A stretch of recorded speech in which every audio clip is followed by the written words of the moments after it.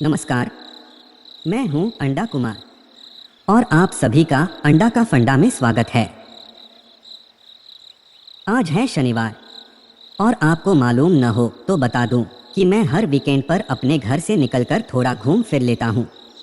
आज स्पेस की ओर जा रहा था तो सोचा आप लोगों को भी हमारे पड़ोसी ग्रहों से परिचय करवा दूं और इनके नाम याद रखने का ट्रिक भी बता दूं। तो चलते हैं सीधे सौरमंडल की ओर। सबसे पहले जानते हैं सौरमंडल यानी सोलर सिस्टम क्या है। सूर्य के चारों ओर चक्कर लगाने वाले ग्रह, उपग्रह, बौना ग्रह, क्षुद्र ग्रह यानी एस्टेरॉयड, उल्कापिंड यानी मेटोरॉयड आदि को ही समस्त रूप से सोलर सिस्टम या सौरमंडल कहा जाता है। इसके सेंटर पर सूर्य स्थित है और बाकी सब ग्रह नियम पालन करते हुए सूर्य की परिक्रमा करते रहते हैं। हमारे सोलर सिस्टम में कुल 8 ग्रह हैं। चलिए इन ग्रहों को एक एक कर जानते हैं। ये है सबसे पहला ग्रह बुध यानी मरकरी। ये सूर्य के सबसे पास है। ये सौर मंडल का सबसे छोटा ग्रह है और सूर्य के सबसे करीब होने के बाद भी ये सबसे गर्म ग्रह नहीं है। यह सूर्य की एक परिक्रमा करने में लगभग 88 दिन लगाता है।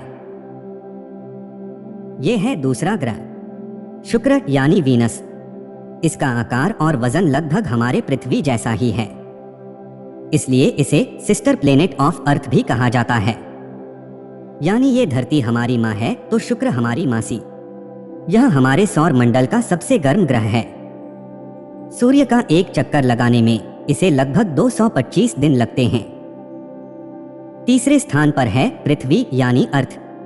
नाम तो सुना ही होगा ना, एकमात्र ग्रह जहां पर जीवन संभव है।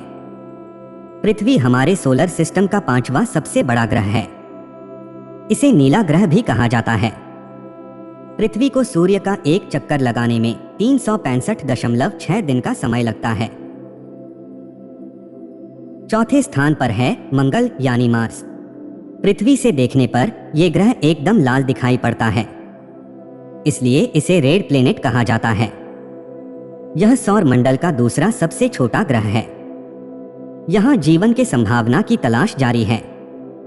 यह सूर्य का एक चक्कर लगाने में 687 दिन का समय लेता है। इन 4 ग्रहों को इनर प्लेनेट या टेरेस्ट्रियल प्लेनेट यानी स्थलीय ग्रह भी कहा जाता है, क्योंकि इनकी सतह पर चट्टानें पाई जाती हैं। इनके अलावा 4 ग्रहों को आउटर प्लेनेट या जोवियन प्लेनेट यानी गैसीय ग्रह कहा जाता है, क्योंकि यहाँ मिट्टी पत्थर की बजाय ज्यादातर गैस होती है। सौर मंडल का 5वां ग्रह है बृहस्पति यानी जुपिटर।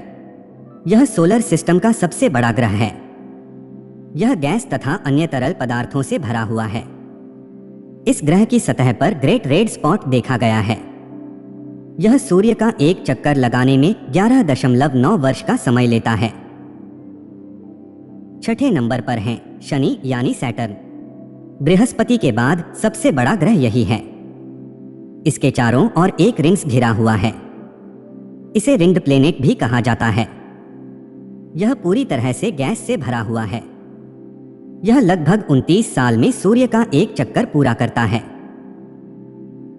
7वें नंबर पर हैं अरुण यानी यूरेनस। यह तीसरा सबसे बड़ा ग्रह है। यहाँ काफी अधिक मात्रा में बर्फ की मौजूदगी है। इस कारण से यह सबसे ठंडा ग्रह है। यह दूरबीन द्वारा पाए जाने वाला पहला ग्रह था। सूर्य का एक चक्कर लगाने में इसे लगभग 84 वर्ष लगता है।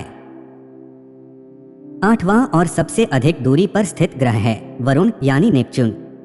यह चौथा सबसे बड़ा ग्रह है। सूर्य से अत्यधिक दूरी पर होने के कारण यह काफी ठंडा ग्रह है। सूर्य का एक चक्कर लगाने में इसे 165 वर्ष का समय लगता है। इनके अलावा कुछ समय पहले तक सोलर सिस्टम में एक और ग्रह हुआ करता था, प्लूटो यानी यम, परंतु 2006 में इससे ग्रह का दर्जा छीन लिया गया और इसे ड्वार्फ प्लेनेट यानी बौने ग्रह की सूची में डाल दिया गया। आइए अब इन सबों के नाम याद रखने की ट्रिक जानते हैं।